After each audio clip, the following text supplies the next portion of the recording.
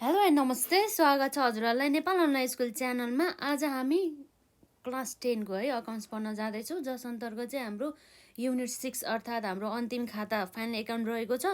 र हामीले कुरा गरेका थियौँ जुन हाम्रो अन्तिम खाता अर्थात् हाम्रो फाइनल अकाउन्ट अन्तर्गत पर्ने भनेको दुईवटा अकाउन्टहरू पर्थ्यो, जस अन्तर्गत हाम्रो एउटा भनेको नाफा नोक्सान हिसाब खाता र अर्को भनेको वासलात। र हामीले यसरी पार्ट 4 सम्म आउँदाखेरिसम्म चाहिँ हामीले जुन नाफा नोक्सान हिसाब खातासँग सम्बन्धित कन्सेप्टहरूदेखि लिएर हामीले लगभग धेरै क्वेसनहरू सल्भ गरिसकेका छौँ। र पछि पनि हाम्रो यो वासलात पढेपछि जुन हाम्रो एक्जाममा सोधिने जुन हाम्रो एनइबी सल्युसनहरू, एनइबी भन्दा पनि हाम्रो के छ निमा सल्युसनहरू पनि हामी गर्दैछौँ र पछि गरौँ न त्योभन्दा अगाडि चाहिँ हामी अहिले पहिला वासलातको कन्सेप्ट पढौँ। र अब वासलात भन्ने बित्तिकै के भयो त भन्दाखेरि ब्यालेन्स सिट जसमा अन्तर्गत चाहिँ हाम्रो के हुन्छ भन्दाखेरि चाहिँ जुन व्यवसायको चाहिँ पुँजीदेखि लिएर तिनीहरूको सम्पत्तिदेखि लिएर उनीहरूको दायित्व कति थियो र उनीहरूको ऋण कति थियो र उनीहरूले कति लगानी गर्यो भनेर चाहिँ यसमा चाहिँ प्रस्तुत गरिन्छ है त। कुनै निश्चित ठ्याक्क समय अवधिमा चाहिँ त्यो व्यवसायको चाहिँ पुँजी कति थियो र सम्पत्ति कति थियो र दायित्व कति थियो र ऋण कति थियो र लगानी कति थियो भनेर चाहिँ देखिने गरिन्छ है त। जुन विशेष गरी वासलातमा पुँजी भन्ने बित्तिकै चाहिँ व्यवसायको दायित्व हो र सम्पत्ति भन्ने बित्तिकै व्यवसायको सम्पत्ति नै भइहाल्यो। र व्यवसायको लगानीमा पनि हाम्रो व्यवसायको सम्पत्ति साइड नै अर्थात् हाम्रो एसेट साइड अन्तर्गत नै पर्ने गर्दछ र दायित्व भनेको हाम्रो लाइबिलिटिज हो र ऋण पनि हाम्रो लाइबिलिटिज अन्तर्गत नै पर्ने भयो। र अब हामी यहाँ सानो कुरा गरौँ, यो जुन जस्तै अन्तिम खातामा हाम्रो के थियो भन्दा जम्मा दुईवटा एकाउन्ट थियो, एउटा भनेको नाफा नोक्सान हिसाब खाता र अर्को भनेको वासलात है। र हामीले नाफा नोक्सान हिसाब खातालाई कम्प्लिट गरिसकेका छौँ र वासलातको बारेमा चाहिँ आज हामी पढ्न जाँदैछौँ है त। र यदि हजुरहरूले यसभन्दा अघिका क्लासेसहरू अटेन्ड गर्नु भएको छैन भने गर्नु होला, हामीले यसरी धेरै क्वेसन्सहरू चाहिँ सल्युसन गरिसकेका छौँ।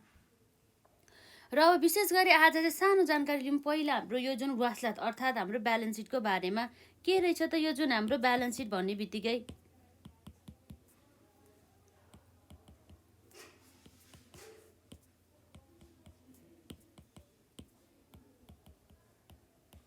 वासलात अर्थात् हाम्रो के भयो यो ब्यालेन्स सिट है, ब्यालेन्स सिट।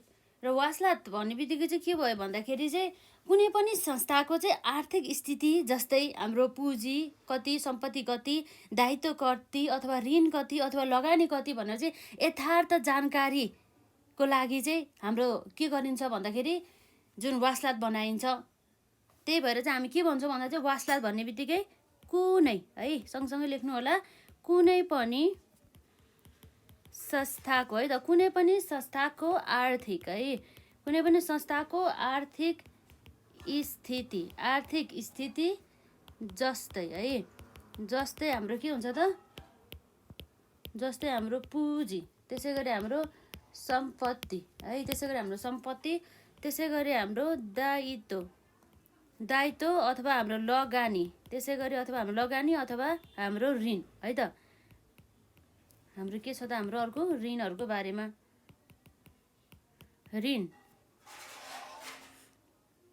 ऋणको चाहिँ हामीले के को बारेमा भन्दाखेरि ऋणको यथार्थ है त,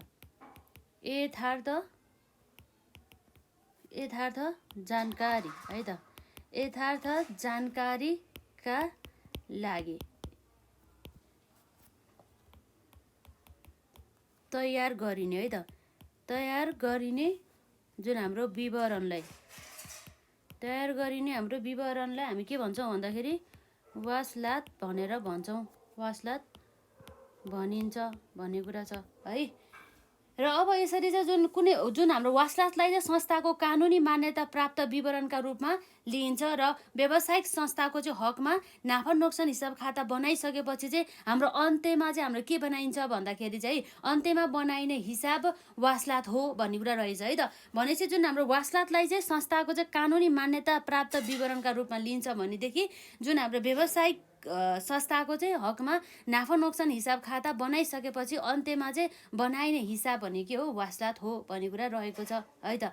त्यसै गरी वासलातमा चाहिँ यो कुनै खाता, वासलातमा यो कुनै खाता होइन, खाताहरूको चाहिँ निचोड र सारांश हो भन्ने कुरा रहेको छ। र प्रत्येक आर्थिक वर्षको अन्त्यमा वासलात बनाउनु पर्दछ भने चाहिँ हाम्रो एभ्री हाम्रो फिस्कल इयर इन्ड हुँदाखेरि चाहिँ हाम्रो चाहिँ वासलात बनाउनु पर्ने भयो है त।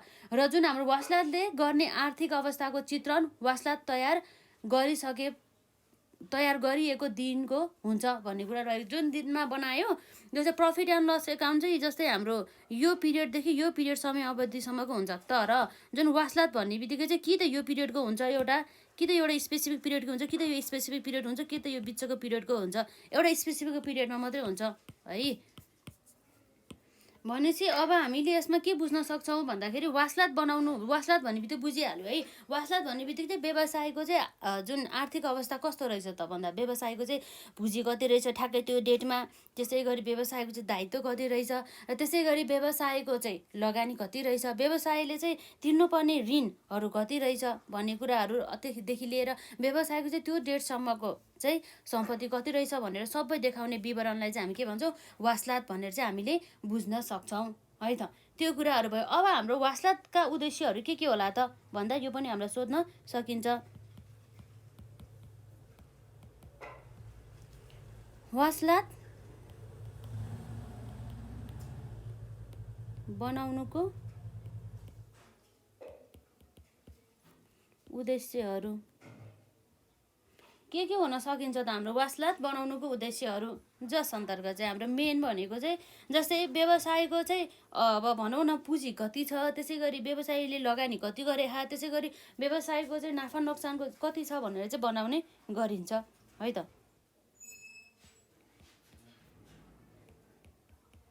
व्यवसायको पुँजी लगानी र नाफा नोक्सानको जानकारी दिनु भन्ने कुरा छ। त्यसै गरी अरू के होला त भन्दा जस्तै व्यवसाय टाट चाहिँ पल्टिने वा टाट नपल्टिने अवस्थाको मूल्याङ्कन पनि गर्ने गर्छ वासलातले चाहिँ है त। भने चाहिँ हामी के भन्न सक्छौँ भन्दाखेरि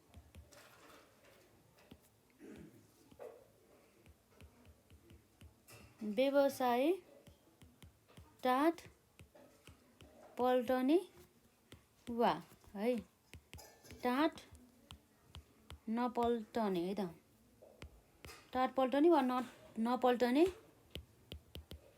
अवस्थाको मूल्याङ्कन गर्नु है त।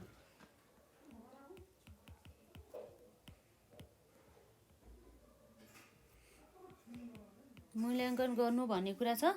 त्यसपछि अर्को हाम्रो नम्बर 3 मा के छ भन्दाखेरि जस्तै व्यवसायको चाहिँ जुन हाम्रो सम्पत्तिहरूको स्थितिदेखि लिएर कस्तो अनि जस्तै कस्तो प्रकृतिको चाहिँ सम्पत्तिहरू छ र त्यसको चाहिँ अवस्था कस्तो छ भनेर जानकारी दिनको लागि पनि हाम्रो वासलात तयार गरिन्छ है। त्यही भएर हामी के भन्न सक्छौँ भन्दाखेरि सम्पत्तिको स्थिति, प्रकृति र 3 को के हो त भन्दा 3 को अवस्थाको जानकारी दिनु है। त्यसै गरी अरू के होला त भन्दा जस्तै व्यवसायको चाहिँ जस्तै लिक्विडिटी हुन्छ नि, व्यवसायको चाहिँ तरलताको परीक्षण गर्नको लागि पनि हाम्रो वासलात चाहिँ बनाउने गरिन्छ। व्यवसायको तरलताको चाहिँ हाम्रो के गर्नको लागि भन्दा परीक्षण गर्नु। त्यसै गरी अब के हुन सकिन्छ त भन्दा जस्तै अब व्यवसायको चाहिँ जुन साहुहरूलाई दिनुपर्ने अमाउन्ट कति होला अथवा रकम कति होला, त्यसै गरी हाम्रो आसामीहरूबाट आउने अमाउन्ट चाहिँ कति होला अथवा रकम चाहिँ कति होला भनेर पनि जानकारीहरू चाहिँ त्यस्ता स्थितिहरूको जानकारी पनि हाम्रो वासलातले नै दिने गरिन्छ। साहु र आसामी है त, आसामीको स्थिति जानकारी गराउनु है। त्यसपछि अर्को हाम्रो के छ त भन्दाखेरि व्यवसायको चाहिँ आर्थिक विश्लेषण गर्ने अवसर प्रदान गर्न है त। अब हामी भन्न सक्छौँ यहाँ व्यवसायको आर्थिक विश्लेषण है त व्यवसायको आर्थिक विश्लेषण गर्ने अवसर प्रदान गर्नु। त्यसै गरी अरू के होला त भन्दा जुन हाम्रो जस्तै व्यवसायको चाहिँ उन्नति वा अवनति के भइरहेको छ भन्ने जानकारी दिने है।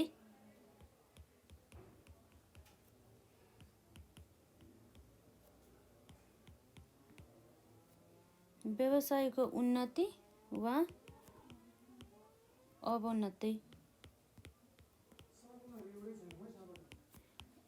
के भइरहेको छ भनेर है त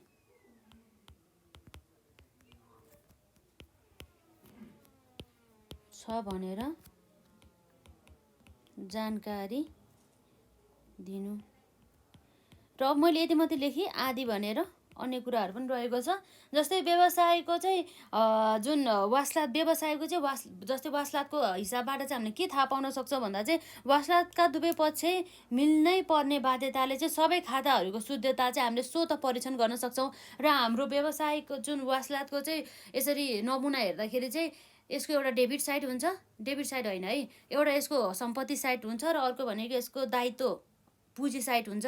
र यसरी दुवै साइड चाहिँ यसको चाहिँ के हुनुपर्छ त भन्दाखेरि जम्मा गर्नु, दुवै साइडको जम्मा चाहिँ के हुनुपर्छ बराबर हुनुपर्छ। यदि बराबर आएन भनेदेखि हाम्रो चाहिँ वासलात मिलेन र व्यवसायको हिसाब मिलेन भनेर चाहिँ हामीले बुझ्न सक्छौँ। र यसरी यो हाम्रो के भयो त भन्दाखेरि एउटा वासलात अर्थात् ब्यालेन्स सिटको परिभाषा के रहेछ भन्दा कुनै पनि संस्थाको आर्थिक स्थिति जस्तै पुँजी सम्पत्ति दायित्व लगानी ऋणको यथार्थ जानकारीका लागि चाहिँ तयार गरिने विवरणलाई हामी वासलात भनेर चाहिँ भन्छौँ है। र वासलात बनाउनेको उद्देश्यहरू अन्तर्गत चाहिँ हाम्रो यहाँ केही रहेका छन्। नम्बर 1 भनेको व्यवसायको पुँजी लगानी र नाफा नोक्सानको जानकारी दिनु। र नम्बर 2 मा व्यवसाय टाट पल्टने वा टाट नपल्टने अवस्थाको मूल्याङ्कन गर्नु। र त्यसै गरी नम्बर 3 मा है नम्बर 3 मा सम्पत्तिको स्थिति प्रकृति र तिनको अवस्थाको जानकारी दिनु। जस्तै हामीसँग भएको जुन सम्पत्ति हुन्छ त्यो समयको सम्पत्तिको चाहिँ स्थिति कस्तो छ, एकदमै नयाँ नयाँ छ कि अथवा भर्खर नयाँ भएर पनि भर्खर युज गरेको र त्यस्तो धेरै जीर्ण अवस्थामा नगएको छ कि अथवा जुन हाम्रो सँग भएको जुन सम्पत्तिहरू चाहिँ त्यो सबै हाम्रो एकदमै जीर्ण अवस्थामा छ कि पुरै नष्ट गर्ने अवस्थामा रहेको छ कि भन्ने कुराहरू रहेको छ। र साथै ती सम्पत्तिहरूको चाहिँ जस्तै कस्ता कस्ता अनि प्रकृतिका सम्पत्तिहरू छ, जस्तै हामीसँग टेबलहरू हो कि अथवा दराजहरू हो कि अथवा कुनै पनि डेस्कहरू हुन् कि अथवा कुनै पनि हाम्रो जग्गा तथा घरहरू हुन् कि है आदि इत्यादिको बारेमा चाहिँ हामीले थाहा पाउन सक्छौँ। र त्यसको चाहिँ अब अवस्था कस्तो छ भनेर है त्यही कुराहरू रह्यो। र अब हाम्रो नम्बर 4 मा छ व्यवसायको तरलताको परीक्षण गर्नु। र त्यसै गरी तरलता भन्ने बित्तिकै चाहिँ व्यवसायलाई आवश्यक पर्ने व्यवसायको चाहिँ दैनिक कारोबारहरू सञ्चालन गर्नको लागि चाहिँ आवश्यक पर्ने जति पनि पुँजीहरू हुन्छ त्यो पुँजी चाहिँ अभाइलेबल छ कि छैन त। व्यवसायीलाई चाहिँ जस्तै मानौँ उसको दैनिक रूपमा चाहिँ उसले कम्तीमा पनि 1 लाख खर्च हुन्थ्यो भन्दाखेरि त्यो 1 लाख खर्च गर्नको लागि चाहिँ उसँग चाहिँ क्यास छ कि छैन भन्ने कुरा पनि हामीले यसरी हेर्न सक्छौँ। त्यसलाई हामी तरलता भन्न सक्छौँ है त। र 5 मा हाम्रो छ यसमा साहु र आसामीको स्थिति जानकारी गराउनु। र त्यसै गरी नम्बर 6 मा व्यवसायको आर्थिक विश्लेषण गर्ने अवसर प्रदान गर्नु। र नम्बर 7 मा हाम्रो व्यवसायको उन्नति वा अवनति के भइरहेको छ भनेर चाहिँ जानकारी आदि भन्ने कुरा रहेको छ। र यसपछि अब हामीले व्यवसायका बनाउनुका जुन वासलात बनाउनुका फाइदाहरूको बारेमा कुरा गरिहालौँ। यसको हाम्रो फाइदाहरू के होला त। हामीले यसरी वासलात बनाउँदाखेरि चाहिँ हामीले चाहिँ जस्तै के फाइदाहरू हुन सकिन्छ भन्दाखेरि चाहिँ जुन वासलात भनेको चाहिँ हामीले बुझिसकेका छौँ, जुन चाहिँ हाम्रो कानुनी मान्यता प्राप्त गरेको देख्न सक्छौँ, जसमा चाहिँ हाम्रो के हुन्छ त भन्दा व्यापारीहरूले कुनै किसिमको मुद्दा गर्नु पर्यो भने पनि यसैको आधारमा गर्न सकिन्छ। यो पनि एउटा फाइदाको रूपमा रहेको छ है त। र त्यसै गरी हाम्रो वासलातको मुख्य उद्देश्य आर्थिक अवस्था दर्शाउनु हो र वर्षको अन्त्यमा बनाइएको भएकाले चाहिँ वासलातले व्यापारमा रहेको सम्पत्ति पुँजी र दायित्व सम्बन्धमा जानकारी दिने गर्दछ र यसबाट वर्षको अन्त्यमा कम्पनी वा व्यापारीको सही मूल्याङ्कन गर्न सकिन्छ भन्ने कुरा चाहिँ यहाँ रहेको छ है। त्यसै गरी चाहिँ हाम्रो कम्पनीको खारेज अर्थात्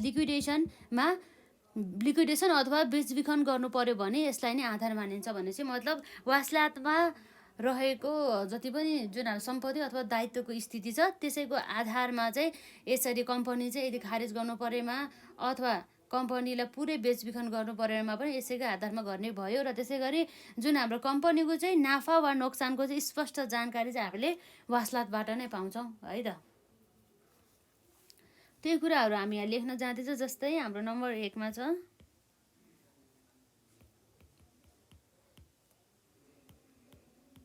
वासलातले कानुनी है त कानुनी मान्यता प्राप्त गरेको है त गरेको छ र त्यसै गरी हामीले यही अन्तर्गत हामी के भन्न सक्छौँ भन्दा चाहिँ व्यापारीहरूले कुनै किसिमको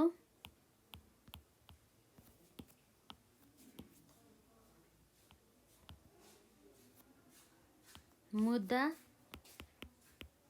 गर्नु परेमा है त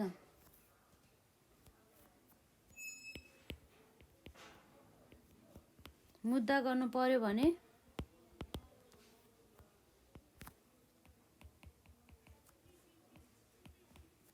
यसैका आधारमा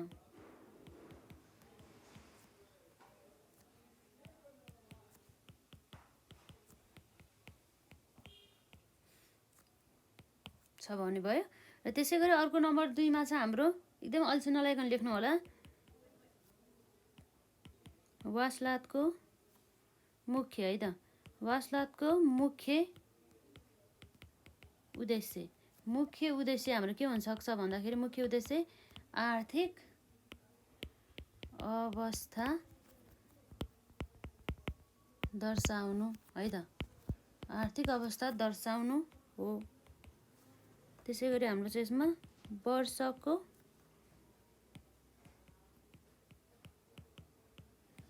अन्त्यमा बनाइने है त बनाइने भएकाले के हुन्छ त हाम्रो वासलातको भन्दा नि वासलातले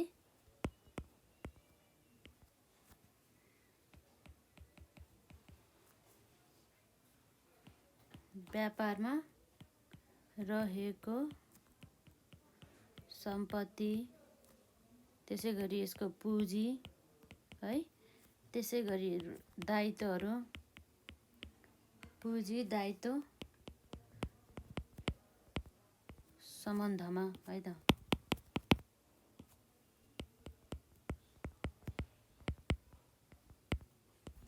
सम्बन्धमा चाहिँ के गराउँछ त्यसले जानकारी दिने गर्दछ। र यसबाट हाम्रो के हुन्छ त यसबाट वर्षको अन्त्यमा कम्पनी वा व्यापारीको है त व्यापारीको के हुन्छ सही मूल्याङ्कन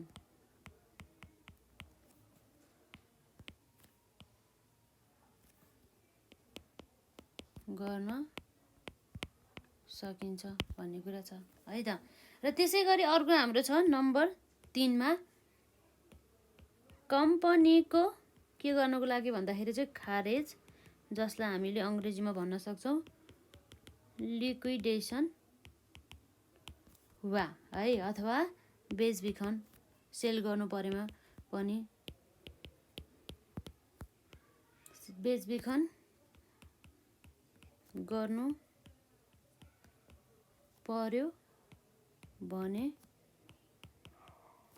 के हुन्छ त हाम्रो यसलाई नै हामीले के गर्छौँ, यसलाई नै आधार मानिन्छ भनिन्छ है त।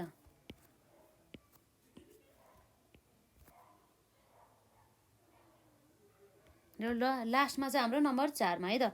त्यसै गरी कम्पनीको है त, कम्पनीको नाफा वा है, नाफा वा हाम्रो के छ त, नाफा वा नोक्सान, नाफा वा नोक्सानको स्पष्ट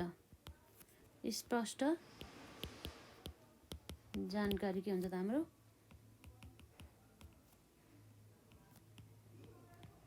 प्राप्त हुन्छ भन्ने कुरा छ है त। र त्यसपछि अर्को हाम्रो के छ त, यो भयो हाम्रो, यसलाई एकचोटि हेरौँ अनि त्यसपछि हामी वासलातको चाहिँ दायित्व भागमा, दायित्व साइडमा चाहिँ के पर्छ भनेर हामी हेर्छौँ। त्यसपछि वासलातको चाहिँ सम्पत्ति साइडमा के हुन्छ भनेर हामी हेर्छौँ है त।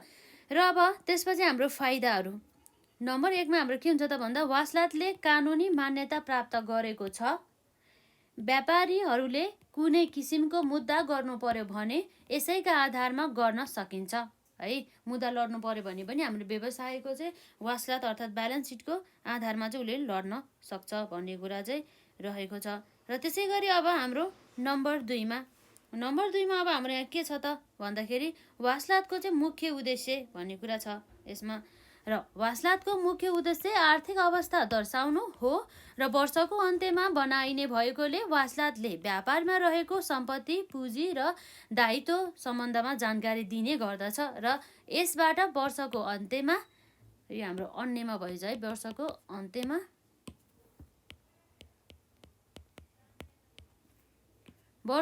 अन्त्यमा कम्पनी वा व्यापारीको सही मूल्याङ्कन गर्न सकिन्छ भन्ने कुरा छ। र नम्बर 3 मा कम्पनीको खारेज अर्थात् लिक्विडेसन वा बेचबिखन गर्नु पर्यो भने यसलाई नै आधार मानिन्छ।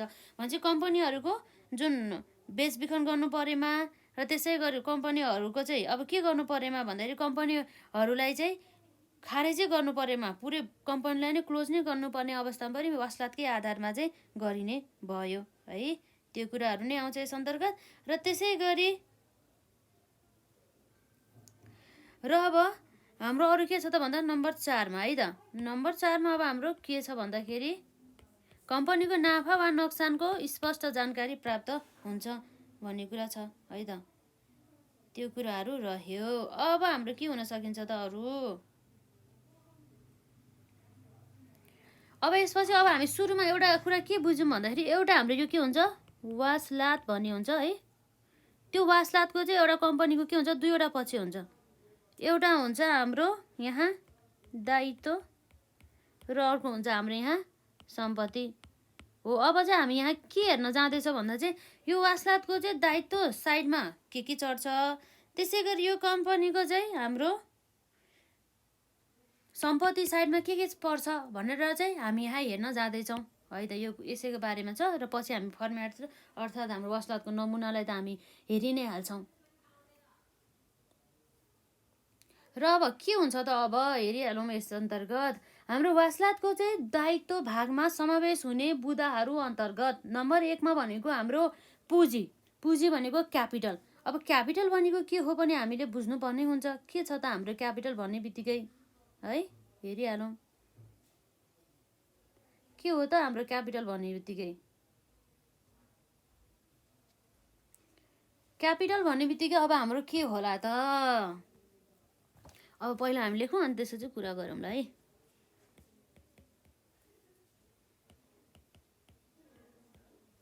वासलातको चाहिँ हाम्रो के छ त, दायित्व भागमा समावेश हुने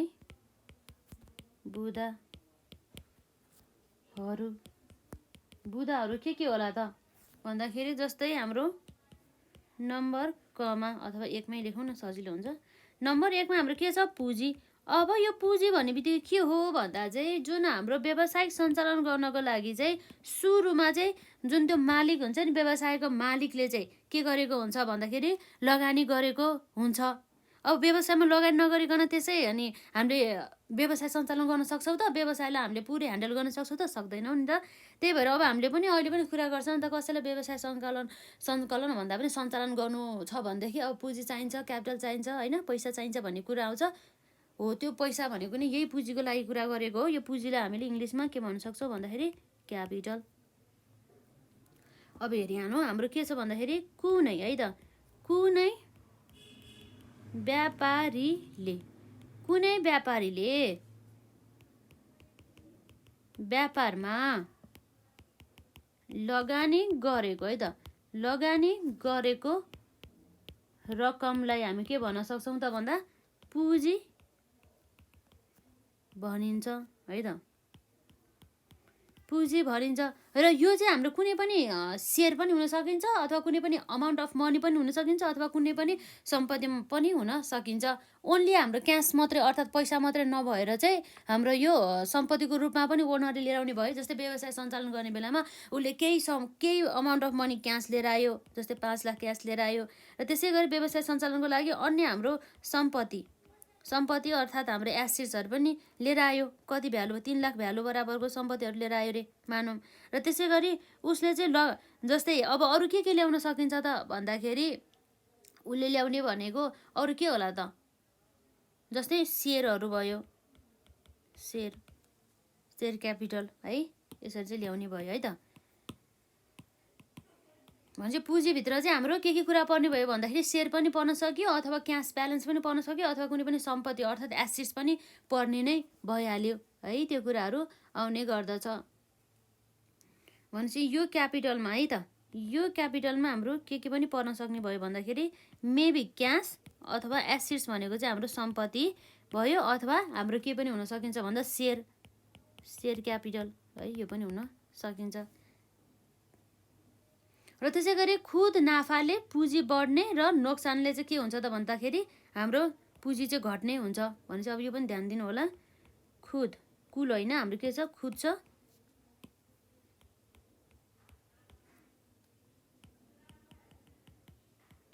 खुद नाफाले हाम्रो के हुन्छ त? पुँजी बढ्ने र नोक्सानले के हुन्छ त? हाम्रो नोक्सानले घट्ने गर्दछ भन्ने कुरा भयो।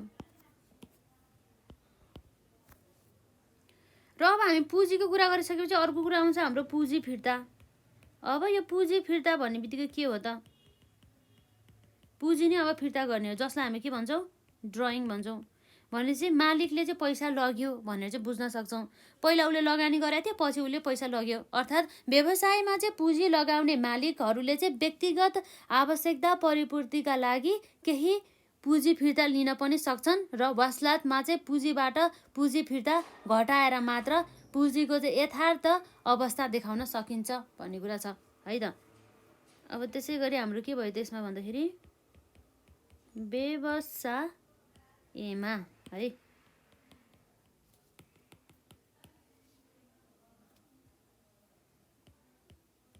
व्यवसायमा पुँजी लगाउने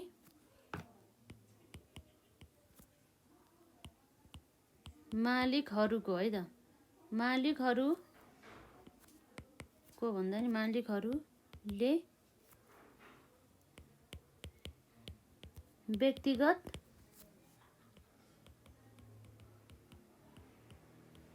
आवश्यकता परिपूर्तिका लागि के गर्ने त भन्दा केही पुँजी, है त, केही पुँजी फिर्ता लिन पनि सक्छन् भन्ने कुरा भयो, है त। र जुन यदि पुँजी फिर्ता छ भनेदेखि त्यसलाई चाहिँ हाम्रो यो पुँजीबाट चाहिँ के गर्नुपर्छ त? घटाएर देखाउनु पर्छ भन्ने कुरा छ, है त। यसलाई ध्यान दिनु होला। हिसाब गर्दाखेरि हामीले त्यही गर्नुपर्छ। यदि पुँजी फिर्ता छ भनेदेखि पुँजीबाट घटाउनुपर्छ। त्यो हाम्रो खरिद हुँदाखेरि खरिद फिर्तालाई घटा जस्तै गरेर, र बिक्री हुँदाखेरि बिक्री फिर्तालाई घटा जस्तै गरेर, यसमा पनि पुँजी हुँदाखेरि पुँजी फिर्तालाई घटाउनु पर्ने हुन्छ, है त। वासलातमा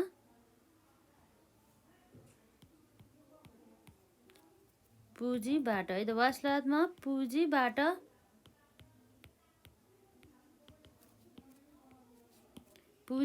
पुँजी फिर्ता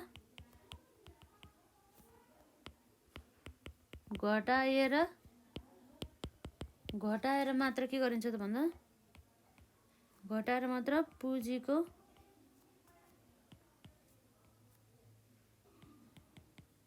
यथार्थ है त, यथार्थ अवस्था थाहा हुन्छ।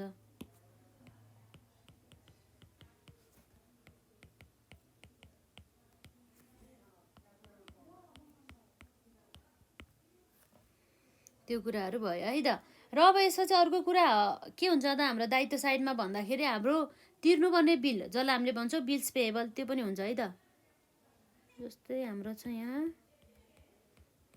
तिर्नुपर्ने बिल, जसलाई भन्छौँ, यो याद गर्नु होला है के अनि हेडिङहरू जाँदो रहेछ त भनेर फेरि पछि हिसाब गर्न गाह्रो हुन्छ। यो किन आयो यता, यो कसरी आयो भने केही थाहा हुन्न है त।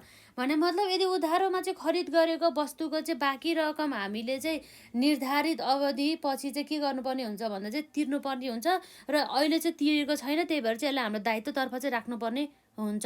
यो भनेको चाहिँ के हो भन्दाखेरि उधारोमा खरिद है त, खरिद गरेको वस्तुको बाँकी है त, वस्तुको बाँकी रकम निर्धारित है त, निर्धारित अवधिपछि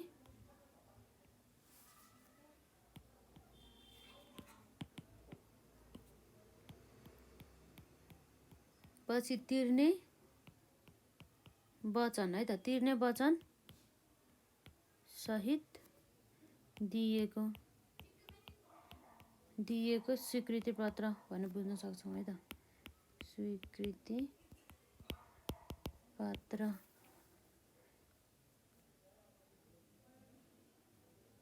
पढौँ है, पढौँ एकदम राम्रो ध्यान दिएर सुन्नु होला र सँगसँगै लेख्दै पनि जानु होला। र त्यसपछि अब नम्बर 4 मा अर्को भनेको चाहिँ बैंक ओभरड्राफ्ट। यो बैंक ओभरड्राफ्टलाई अरू मैले केही लेखिनँ है, के मात्र बुझ्नु होला भन्दा चाहिँ यो बैंकबाट लिएको लोन हो भनेर बुझ्नु होला है त। बैंक ओभरड्राफ्ट भनेको बैंक ओभरड्राफ्ट भनेको है त, यो भनेको के भयो त हाम्रो बैंक ऋण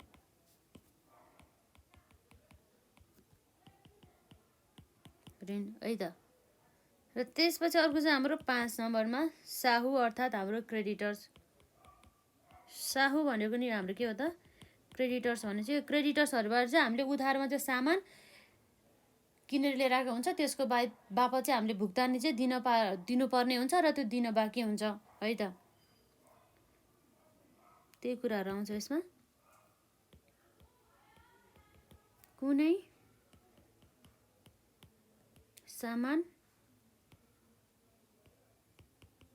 उधारोमा है त, उधारोमा लिए बापत के हुन्छ हाम्रो व्यवसायले है त, व्यवसायले भुक्तानी दिनुपर्ने व्यक्ति वा रकम है, व्यक्ति वा रकम भुक्तानी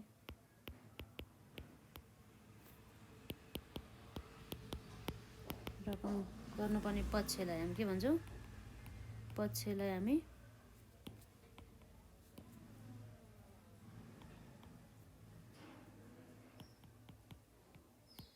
साहु भनिन्छ है। त्यसपछि अर्को हाम्रो के होला त नम्बर 6 मा ऋण भन्ने बित्तिकै लोन हो, हाम्रो दायित्वतर्फ आउने भयो जुनसुकै ऋण होस् है। मैले यसमा अरू केही पनि लेखिनँ। हामीले यो चाहिँ अब कसबाट ऋण लिएको भन्दा अथवा बैंकहरूबाट पनि लिन सकियो, अथवा अन्य कुनै पनि व्यक्तिहरूबाट पनि लिन सकियो, अथवा कुनै पनि हाम्रो अब साथीभाइसँग पनि लिएको लोनहरू पनि यसमा आउने भयो है। त्यो कुराहरू हुन्छ। त्यसपछि अर्को नम्बर 7 मा अर्को हामीले के भन्छ सुरक्षित कोषको कुरा गरौँ है। सुरक्षित कोष, सुरक्षित कोषलाई हामीले इङ्ग्लिसमा भन्छौँ रिजर्भ फन्ड। अब के होला त हाम्रो रिजर्भ फन्ड भनेको भन्दाखेरि कम्पनीले चाहिँ भविष्यमा आइपर्ने कुनै पनि किसिमको चाहिँ विपत्तिका लागि खुद नाफाबाट केही रकम छुट्याइ चाहिँ कम्पनीका लागि के गर्छ, कम्पनीको लागि के गर्छ भन्दा चाहिँ कम्पनीको लागि एउटा कोष चाहिँ खडा गर्दछ र यस्ता कोषहरू चाहिँ निवृत्त भरण कोष अर्थात् पेन्सन फन्डहरू, त्यसै गरी ह्रास कोष अर्थात् हाम्रो डिप्रिसिएसन फन्ड र त्यसै गरी हाम्रो लाभांश बराबरीको कोष, जति पनि हाम्रो लाभांश तिर्नुपर्ने हुन्छ अर्थात् डिभिडेन्ड तिर्नुपर्ने हुन्छ त्यति बराबर एमाउन्ट रहेर चाहिँ एउटा लाभांश कोष पनि क्रिएट गरिरहेको हुन्छ, जसलाई हामी भन्छौँ डिभिडेन्ड इक्वलाइजेसन फन्ड हो। यसरी चाहिँ हामीले क्रिएट गरेको चाहिँ देख्न सक्छौँ है। भने चाहिँ हामीले के रहेछ भन्दा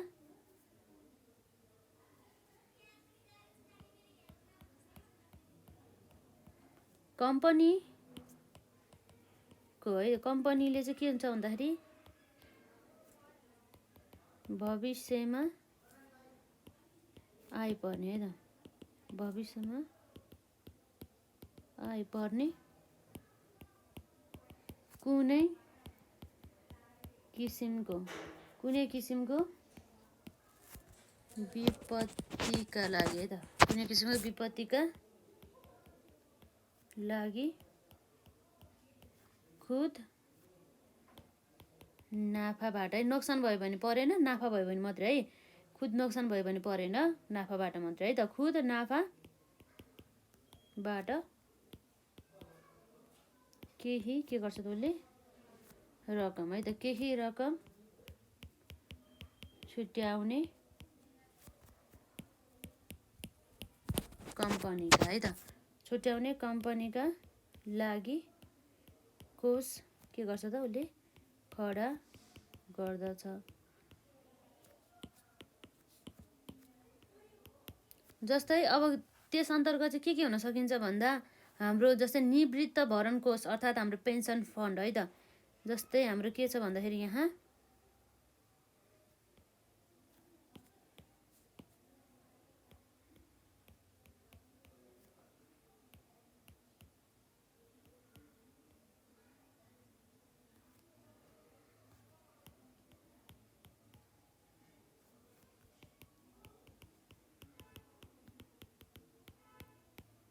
पेन्सन फन्ड है, त्यसै गरी हाम्रो ह्रास अर्थात् हाम्रो डिप्रिसिएसन कोष है त, जसलाई भन्न सक्छ हामी डिप्रिसिएसन है त, डिप्रिसिएसन फन्ड भन्छौँ। त्यसै गरी हाम्रो लाभांश है त, लाभांश बराबरी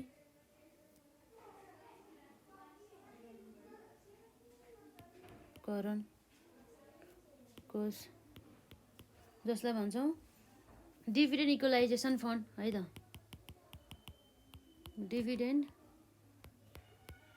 इक्वलाइजेसन फन्ड।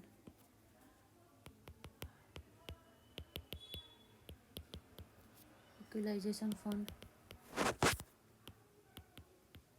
आदि है त, त्यो कुराहरू भयो। अब हामीले सुरक्षित कोषको बारेमा पनि पढिसकेका छौँ। अर्को भनेको चाहिँ यदि हाम्रो खुद नाफा त के हुन्छ भनेर हामीले हेरिसकेका छौँ।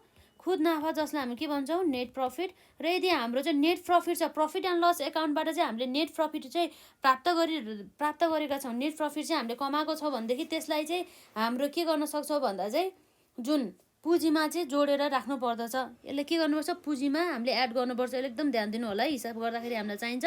जस्तै हाम्रो यहाँ रहेको छ व्यवसायको सम्पूर्ण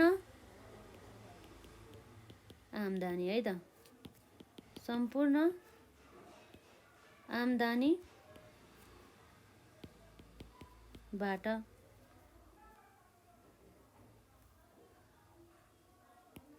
सम्पूर्ण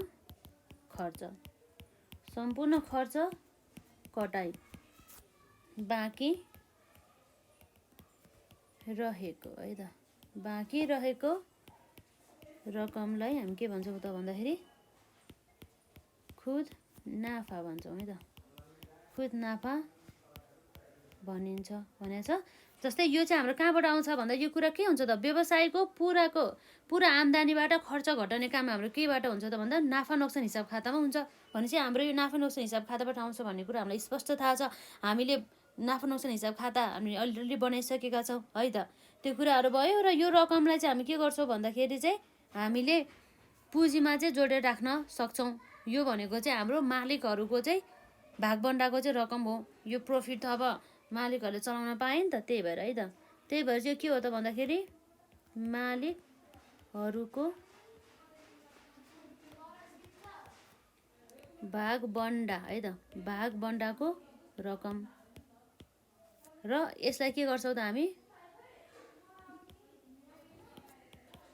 के गर्छौँ भन्दा चाहिँ खुद नाफालाई हामी पुँजीमा जोड्छौँ है त पुँजीमा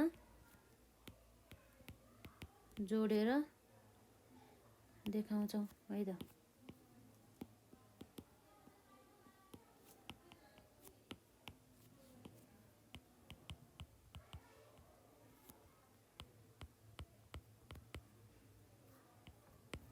र त्यसपछि अब हाम्रो ठ्याक्कै यसको अपोजिट खुद नाफा पछि अर्को हाम्रो आउँछ खुद नोक्सान अर्थात् हाम्रो नेट लस है त।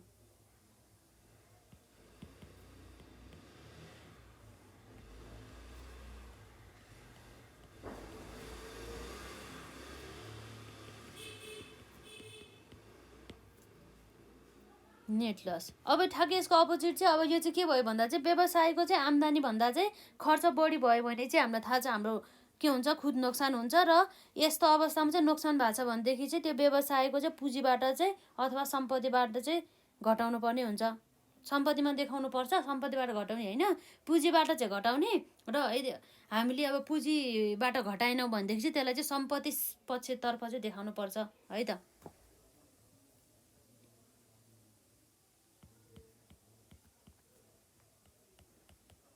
यदि व्यवसायमा है त यदि व्यवसायमा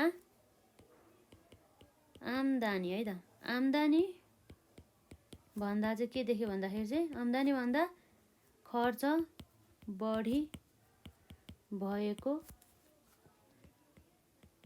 रहेछ भने के गर्छ हामी त्यसलाई भने त्यही बढी खर्च है त त्यही बढी खर्च भएको रकमलाई हामी के गर्छौँ त रकमलाई खुद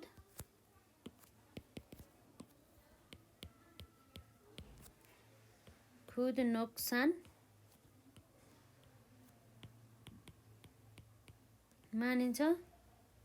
र त्यसपछि त्यस्तो अमाउन्टलाई हामीले केबाट गर्नु पर्यो पुँजीबाट घटाउनु पर्यो अथवा सम्पत्ति पक्षमा चाहिँ राख्नु पर्यो है त।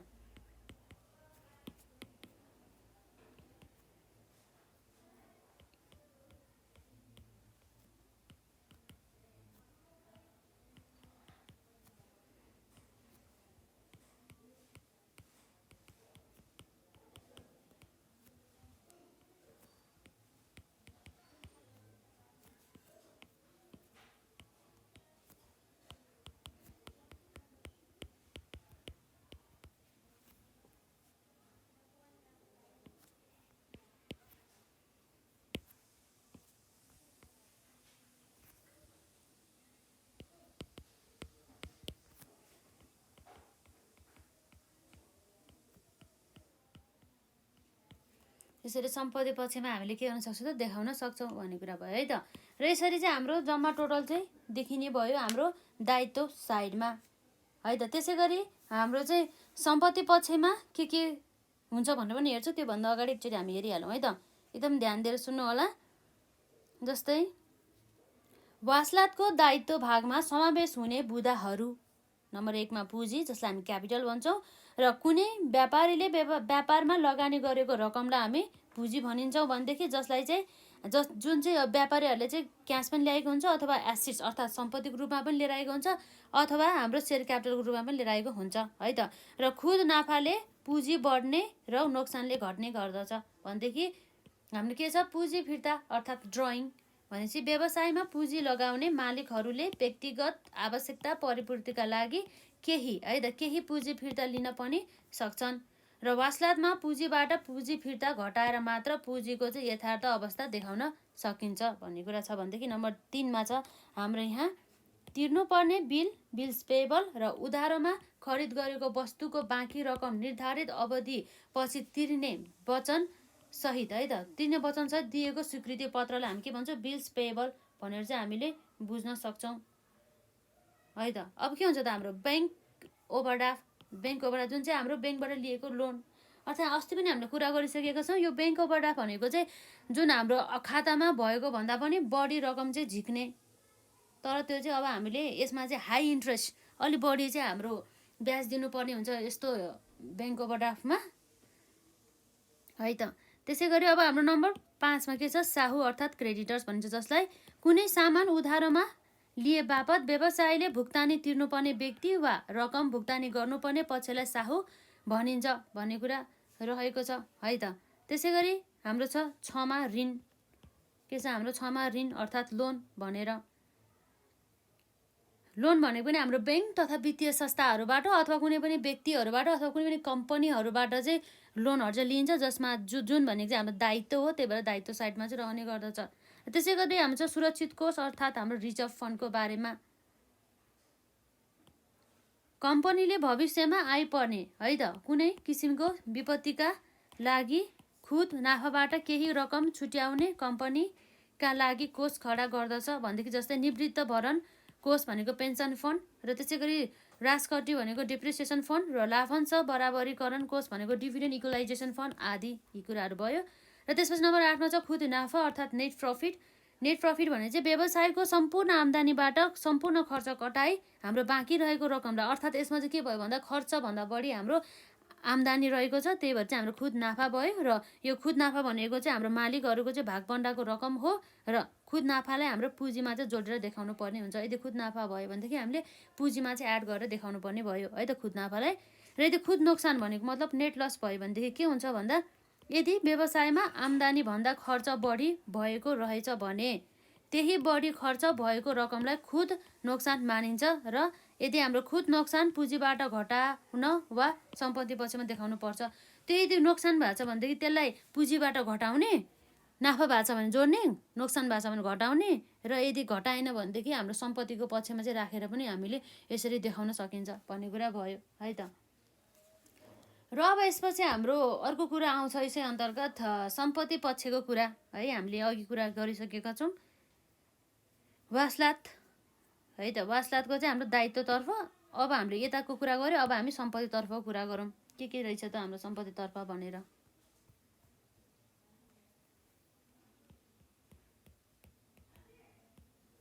सम्पत्ति पक्षमा रहने हाम्रो प्रमुख बुदाहरू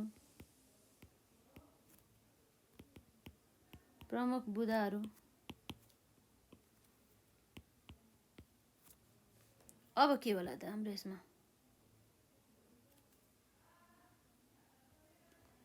जसमा चाहिँ हाम्रो नम्बर 1 मा के छ हाम्रो नगद मौजात। नगद मौजात भन्ने बित्तिकै हाम्रो चाहिँ व्यवसायको चाहिँ नाममा रहेको चाहिँ क्यास ब्यालेन्स नगद पैसा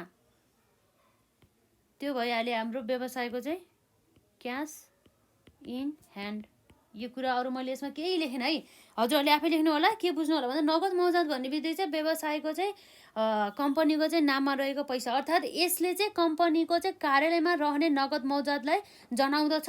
यस्ता रकमहरूलाई चाहिँ हामीले कार्यालयमा रहेका रकम वा बैंकमा जम्मा हुन नसकेका बाँकी रकमहरू पनि हुन सक्दछ भनेदेखि अर्को मैले यसको खासै केही लेखिनँ। र त्यसपछि अब अर्को आउँछ हाम्रो बैंक मौजात है त। बैंक मौजात भन्ने चाहिँ के हो त हाम्रो cash at bank. Cash at the bank भने चाहिँ हाम्रो के हो भन्दाखेरि चाहिँ जुन हाम्रो व्यवसायको चाहिँ कम्पनीको अथवा व्यवसायको चाहिँ नाममा चाहिँ ब्याङ्क एकाउन्ट खोलेर चाहिँ त्यसमा पैसा जम्मा गरेको भनेर बुझ्न सक्छौँ है त। यसले चाहिँ ब्याङ्कमा जम्मा रहेको नगद मौजातलाई जनाइन्छ र वर्षभरि ब्याङ्कमा जम्मा गरिएको रकम र निकालिएको रकम बिचको फरक नै मौजात नै हाम्रो के हो त, बिचको फरक मौजात नै हाम्रो के हो, ब्याङ्क मौजात हुन्छ भन्ने कुरा रहेको छ। र त्यसै गरी अर्को हामी कुरा गरिहालौँ यसै अन्तर्गत भुक्तानी पाउनुपर्ने बिल।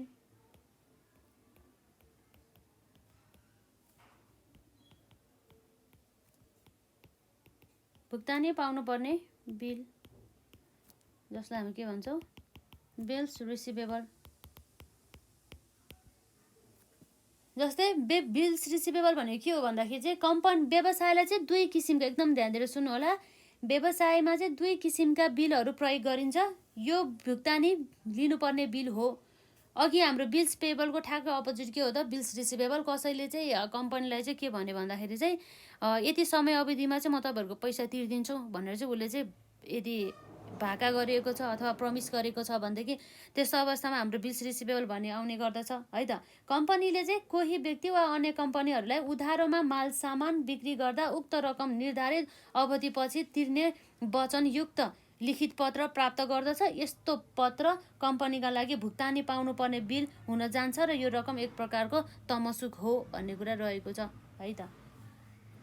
ठ्याक्कै अघि बिल्स पेबलमा चाहिँ हामीले चाहिँ अरूलाई चाहिँ यति समयपछि दिन्छु है भनेर प्रमिस गरेको हो भनेदेखि बिल्स अनि रिसिभेबल भनेको चाहिँ अरूले चाहिँ हामीलाई चाहिँ अनि यति समयपछि दिन्छु है तपाईँहरूलाई भनेर चाहिँ प्रमिस गरेको भनेर चाहिँ बुझ्निन्छ है। त्यही भएर मैले यसमा खासै केही लेखिनँ। र अर्को भनेको हाम्रो नम्बर 4 मा छ आसामी। आसामी भनेको चाहिँ हाम्रो चाहिँ जुन हाम्रो वस्तु तथा सेवाहरू हुन्छ नि हो, त्यो चाहिँ उनीहरूले चाहिँ उधारोमा चाहिँ खरिद गरेर लगे हामीबाट चाहिँ, भने हामीले चाहिँ उनीहरूलाई उधारोमा बिक्री गऱ्यो भनेदेखि त्यस्तो अवस्थामा त्यो व्यक्तिहरू चाहिँ हाम्रो लागि के भयो त, आसामी भयो। उनीहरूले चाहिँ केही समयपछि चाहिँ के गर्छ त, त्यो अमाउन्ट चाहिँ लिने गर्छ। जस्तै हाम्रोबाट चाहिँ उनीहरूले सामान चाहिँ 50,000 को लगेको थियो र केही समयपछि उसले त्यो 50,000 दिन्छ हामीलाई। त्यो त हाम्रो अहिले त आएको छैन, त्यही भएर पछि आउने भयो भने त्यो हाम्रो लागि सम्पत्ति हो जसलाई हामी आसामी अर्थात् डेप्टर्स भन्छौँ है त। डेप्टर्स भन्छौँ भने चाहिँ के रहेछ, कम्पनीले कसैबाट रकम लिनुपर्ने भएमा त्यस्ता व्यक्ति वा पक्षहरू कम्पनीका लागि आसामी हुन्छन्। अर्थात् कम्पनीले क भन्ने व्यक्तिलाई ₹50,000 ऋणको रूपमा दियो भने क भन्ने व्यक्ति कम्पनीका लागि आसामी हुन् भन्ने कुरा भयो है त। त्यसपछि अर्को हाम्रो के आउँछ नम्बर 5 मा फर्निचर भनेर है त। फर्निचर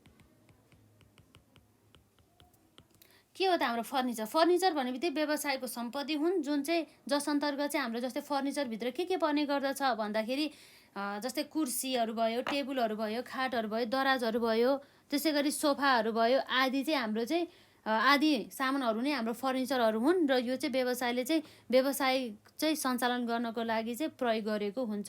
र यस्ता सामानहरू र सामान जडान गर्न लाग्ने सम्पूर्ण खर्चहरूलाई चाहिँ हामीले के गर्छौँ त भन्दाखेरि सम्पत्ति भनेर चाहिँ हामीले देखाउँछौँ भन्ने कुरा चाहिँ रहेको छ है त। यो कुराहरू भयो। त्यसपछि अर्को छ, मैले यसमा केही पनि लेखिनँ, हजुरहरूले बुझ्नु भइहाल्छ फर्निचर भन्ने बित्तिकै के पर्छ भनेर। र अर्को नम्बर 6 मा छ मोटर। मोटर भने पनि बुझिहाल्नुहुन्छ, मोटर भने चाहिँ हाम्रो गाडीहरूको कुरा आउने भयो है त। र व्यवसायका विभिन्न कामको प्रयोजनका लागि चाहिँ खरिद गरी प्रयोग गर्नको लागि चाहिँ हाम्रो चाहिँ के गरेको भन्दा चाहिँ किनिएको मोटरलाई हामीले एउटा के भन्न सक्छौँ भन्दा चाहिँ किनेको साधन अथवा मोटरलाई हामी मोटरै भन्छौँ हैन। जस्तै कारहरू भयो, जिपहरू भयो, त्यसै गरी ट्रकहरू भयो, बसहरू भयो इत्यादि है त। त्यसै गरी अरू हाम्रो के होला त नम्बर 7 मा भन्दा लगानी। अब लगानी भन्ने बित्तिकै व्यवसायले चाहिँ उसको पैसालाई चाहिँ के गर्ने त, केही कुराहरूमा लगाउने गर्ने भयो। यो लगानी त उसले जेमा पनि गर्न सकिन्छ नि त, इन्भेस्टमेन्ट भन्ने। व्यवसायले चाहिँ आफ्नो पुँजी परिचालन र वृद्धि गर्नका लागि है त, परिचालनका लागि अथवा वृद्धि गर्नका लागि चाहिँ के गर्छ भन्दाखेरि चाहिँ खरिद गरी चाहिँ है त के होला त इन्भेस्टमेन्ट भनेको भन्दा व्यवसायले चाहिँ आफ्नो पुँजी परिचालन र वृद्धि गर्नका लागि चाहिँ विभिन्न संस्था र व्यक्तिलाई दिएको रकमलाई लगानी भनिन्छ। र त्यस्ता रकम सेयर खरिदमा, मुद्दती खातामा र राष्ट्र ब्याङ्कमा चाहिँ है त। राष्ट्र ब्याङ्क भन्दा पनि राष्ट्र भन्दा पनि हाम्रो के छ, राष्ट्र ऋणमा चाहिँ लगानी गरेको हुन्छ भन्ने कुरा रह्यो। र त्यसै गरी हाम्रो यसबाट चाहिँ कम्पनीलाई ब्याज, लाभांश र एकमुष्टमा नाफा आउँछ भने चाहिँ हामीले लगानी गरेपछि कुनै पनि व्यवसायमा चाहिँ लगानी गरेपछि जुन हाम्रो एमाउन्ट अफ मनी आउँछ नि हो त्यो भनेको चाहिँ हाम्रो रिटर्नमा आउँछ। जस्तै हामीले एउटा जग्गा किन्यौँ र जग्गा किनिसकेपछि केही समयपछि त्यसलाई बेच्दाखेरि हामीलाई के आउँछ, अलिकति नाफा अथवा प्रफिट आउँछ नि हो, त्यो चाहिँ हाम्रो लगानी भयो है। त्यसै गरी हामीले कुनै पनि सेयरहरूमा लगानी गऱ्यो भनेदेखि त्यस्तो अवस्थामा हामीलाई के आउँछ, कि त लाभांश आउँछ अथवा कुनै पनि ब्याजहरू आउँछ। हामीले यदि फिक्स डिपोजिटहरूमा चाहिँ पैसा जम्मा गरेको रहेछ भनेदेखि है त त्यो कुराहरू आउने भयो। र त्यसपछि अर्को भनेको हाम्रो 8मा है, 8 नम्बरमा चाहिँ हाम्रो यसमा भवन, त्यसै गरी हात र पर्खाल है त। हात भन्दा नि भवन,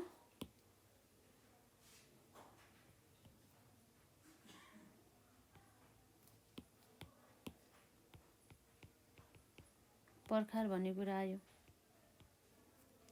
अब जुन हाम्रो जसलाई चाहिँ हामीले के भन्न सक्छौँ, बिजनेस है त, बिजनेस प्रिमिसेस भनेर चाहिँ भन्न सक्छौँ। भवन र पर्खाल, बिजनेस प्रिमिसेस भन्ने बित्तिकै चाहिँ हाम्रो के भयो त भन्दा व्यवसायमा चाहिँ आवश्यक पर्ने भवन, त्यसको चाहिँ के हुन्छ त भन्दाखेरि त्यसको चाहिँ वरिपरिको पर्खाल र त्यसले ओगटेको जग्गा सबै यसभित्र चाहिँ पर्ने गर्दछ है। भवन भने बित्तिकै हजुरहरूले बुझ्नु होला, पर्खाल भने पनि हजुरलाई थाहा छ, त्यो सबै व्यवसायको सम्पत्तिहरू हुन्। अथवा जग्गा पनि पर्ने भइहाल्यो, यसमा हामीले जग्गा पनि एड गरौँ, यो पनि सम्पत्तिको साइडमै आउँछ, घर तथा जग्गा, यो पनि हाम्रो सम्पत्ति साइडमा आउने भयो। त्यसै गरी अर्को हाम्रो के हुन सकिन्छ त भन्दाखेरि के हुन सकिला त, जस्तै हाम्रो अदृश्य सम्पत्तिहरू, जस्तै इन्ट्यान्जिबल एसेट्स, अदृश्य सम्पत्तिहरू,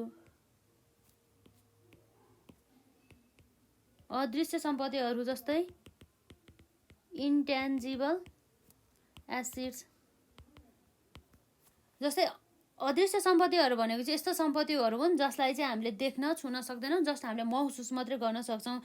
जुन अदृश्य सम्पत्तिहरू अन्तर्गत चाहिँ हाम्रो के पर्छ भन्दा जस्तै व्यापारिक चिन्ह जसलाई हामीले ट्रेडमार्क भन्छौँ, त्यसै गरी ख्याति अर्थात् गुडविल, त्यसै गरी पेटेन्ट है, त्यस्ताहरू चाहिँ हाम्रो इन्ट्यान्जिबल एसेट्सहरू अन्तर्गत आयो, जसको चाहिँ भौतिक अस्तित्व हुँदैन, भौतिक अस्तित्व के हुँदैन भन्दा अस्तित्व हुँदैन है। अब त्यसै गरी चाहिँ जस अन्तर्गत हाम्रो के हुन्छ त भन्दाखेरि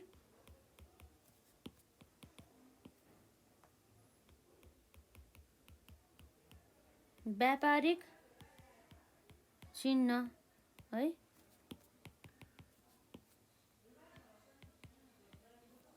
जसलाई हामीले भन्न सक्छौँ ट्रेड मार्क्स है। त्यसपछि अर्को चाहिँ हाम्रो ख्याति, ख्याति भन्ने चाहिँ हाम्रो के भयो त गुडविल। त्यसै गरी अर्को हाम्रो के छ पेटेन्ट, पेटेन्ट भन्ने बित्तिकै के रहेछ त भन्दाखेरि हाम्रो यसरी प्याटेन्ट भन्छ है इङ्ग्लिसमा चाहिँ। र त्यसै गरी अर्को हाम्रो के छ भन्दाखेरि अब के हुन सकिन्छ त अरू, जस्तै कपिराइटहरू भयो इटिसी है त, इटिसी अथवा इत्यादि। त्यसपछि अर्को हाम्रो 9 पछि अर्को के छ हाम्रो 10मा, 10 नम्बरमा चाहिँ हाम्रो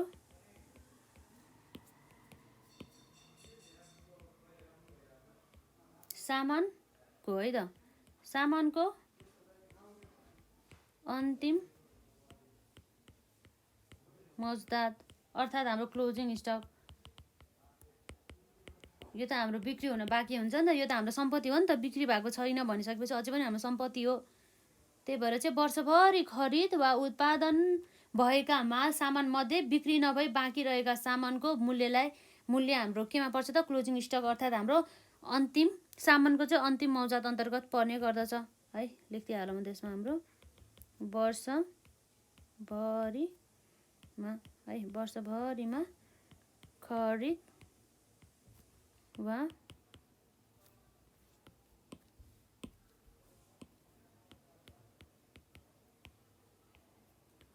वा उत्पादन भएका है त, भएका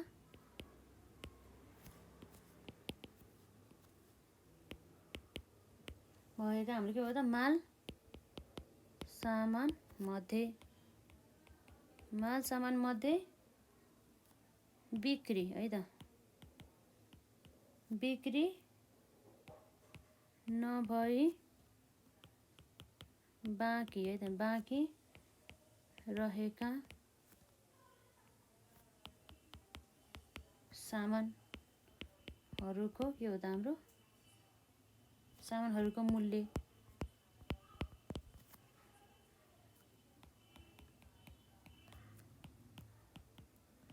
ल यसरी चाहिँ हाम्रो विशेष गरी चाहिँ त हाम्रो यी आइटमहरू चाहिँ हाम्रो सम्पत्ति पक्षमा आउने भयो वासलातको। अब हेरी हाम्रो एकचोटि फेरि सम्पत्ति पक्षमा रहने प्रमुख बुदाहरू अन्तर्गत नम्बर 1 मा नगद मौजात जसलाई हामीले क्यास इन ह्यान्ड भन्छौँ र त्यसपछि अर्को छ नम्बर 2 मा बैंक मौजात अर्थात् क्यास एट द बैंक भयो, जस्तै हाम्रो बैंकमा चाहिँ मौजात रहेको भनेर बुझ्न सक्छ। र नम्बर 3 मा हाम्रो भुक्तानी पाउनुपर्ने बिल्स रिसिभेबल भनिन्छ जसलाई। त्यसै गरी हाम्रो नम्बर 4 मा आसामी डेप्टर्स, नम्बर 5 मा फर्निचरहरू भयो, त्यसै गरी मोटरहरू भयो, त्यसै गरी हाम्रो लगानी अर्थात् इन्भेस्टमेन्टको कुरा आउँछ। त्यसै गरी नम्बर 8 मा चाहिँ हाम्रो भवन र पर्खाल अथवा घर तथा जग्गाहरू पनि आउने भयो है त, बिजनेस प्रिमिसेस भनिन्छ जसलाई।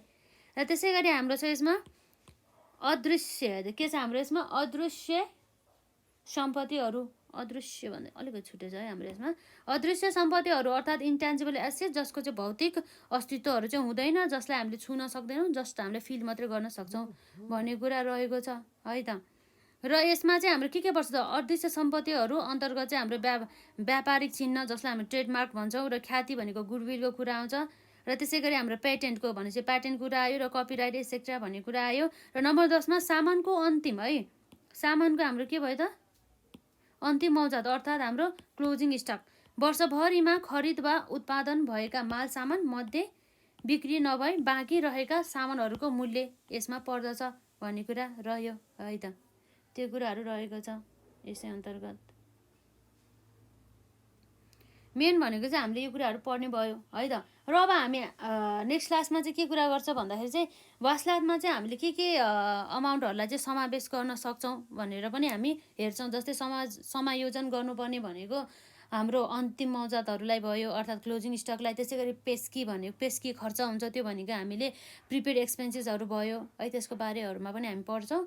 र भुक्तानी दिनुपर्ने खर्चहरू अर्थात् पेएबलहरू अनपेडहरू अथवा आउटस्ट्यान्डिङ एक्सपेन्सेसहरूको बारेमा पनि पढ्छौँ।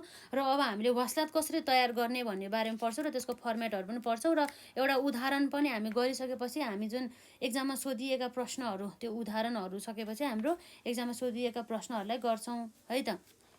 र मजाले रिभिजन गर्नु होला अहिलेसम्म हामीले पढेको कुराहरूलाई। सम्पत्ति साइडमा के जान्छ, दायित्व साइडमा के जान्छ, र यदि हजुरहरूले प्रफिट एन्ड लस अर्थात् नाफा नोक्सान हिसाब खाताहरू चाहिँ बनाउन आउँदैन भनेदेखि यसभन्दा अघिका क्लासेसहरू हेर्नु होला है त। र केही क्वेरिजहरू भए कमेन्ट सेक्सनमा राख्नु होला। आजलाई चाहिँ हामी यति नै गरौँ।